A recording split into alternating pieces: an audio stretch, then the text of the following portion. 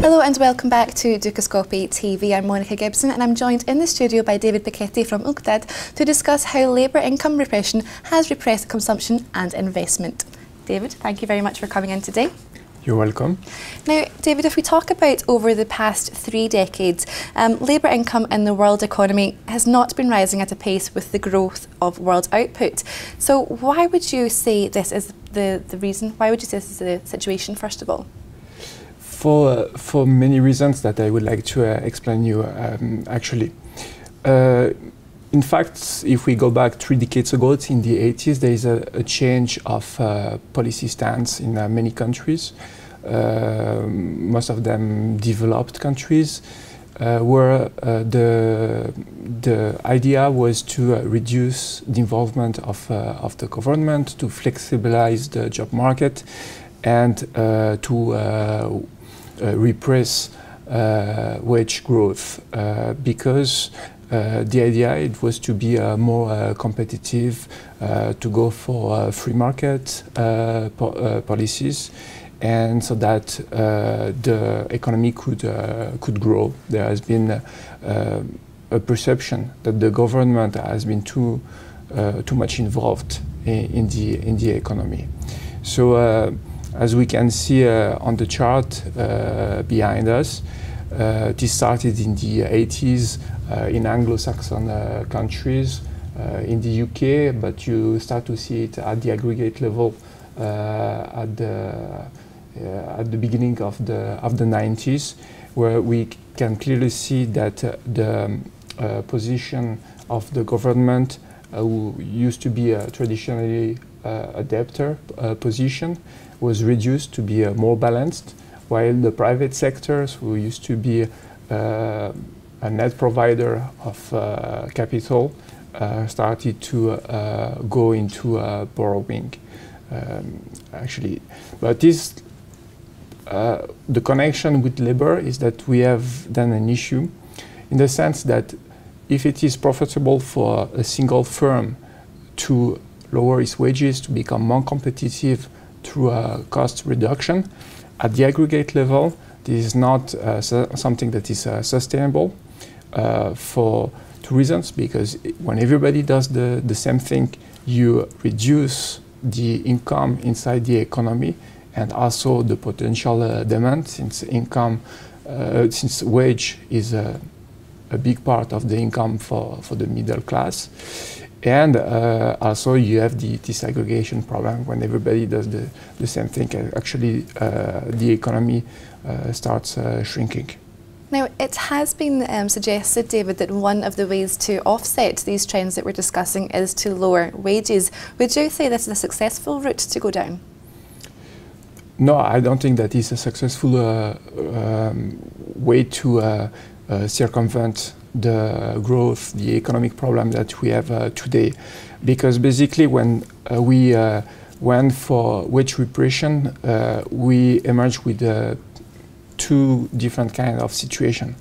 So the way for the economy to grow was to resort to credit growth consumption, or to export-led strategies, which is at the end something similar, because you just rely on the credit growth driven consumption of other countries. You rely on the external sector. And we clearly see the limit of this strategy when we consider the financial crisis of 2007, 2008, and also the situation in which we are now, where the private sector has a lot of debt, even they are deleveraging, and the public sector, who inherited the debt of the private sector, is struggling also. And there has been too much debt in the economy, and we have a debt crisis. What's happening in the Eurozone, it's a clear example, but it's not the only example.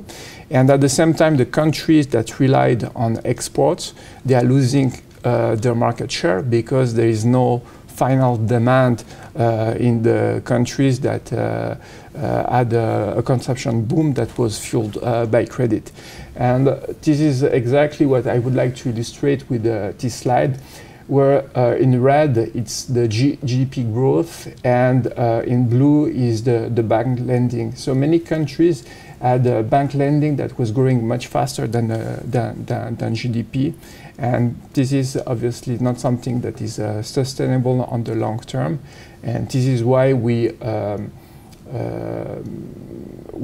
suggest that we need a new model of economic growth. We need to rebalance the world economy, and the efforts should not be only on the debtor country, but also on the surplus country, because of the globalization. We need a coordinated approach to the problem. The government's role of spender of last resort has often been key, or considered key, in getting the economy out of the slump. If we look at the quote from in the Financial Times by Richard Koo, says, "Well, repairing balance sheets is a right and responsible thing to do.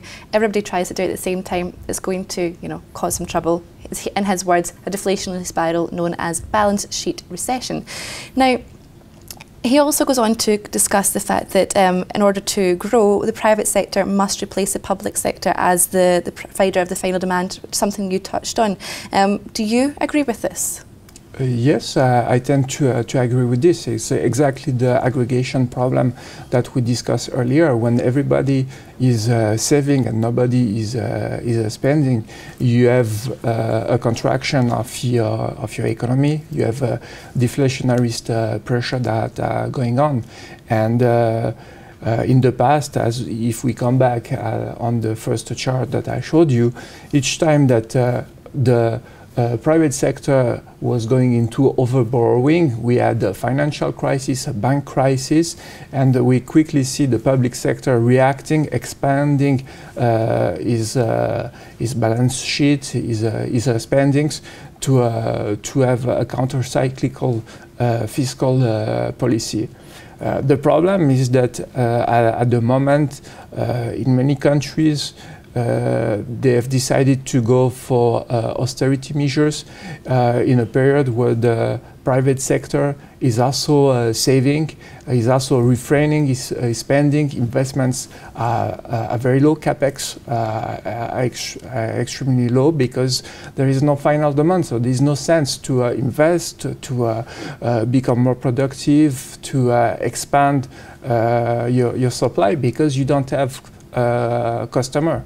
So obviously, when everybody starts doing the same thing, including the government, you should not be surprised when you see a negative GDP growth in countries that went earlier in the crisis for austerity measures, that adopted them already at the end of 2009, beginning of 2010, and so far it's really what we are seeing. It's a balance sheet recession. That is a very interesting argument. Thank you very much, David, for sharing it with us today. Thank you. Thank you. Well, that's all from David and myself from the moment. Please do click back to Dukascopy television for more exclusive interviews. Bye for now.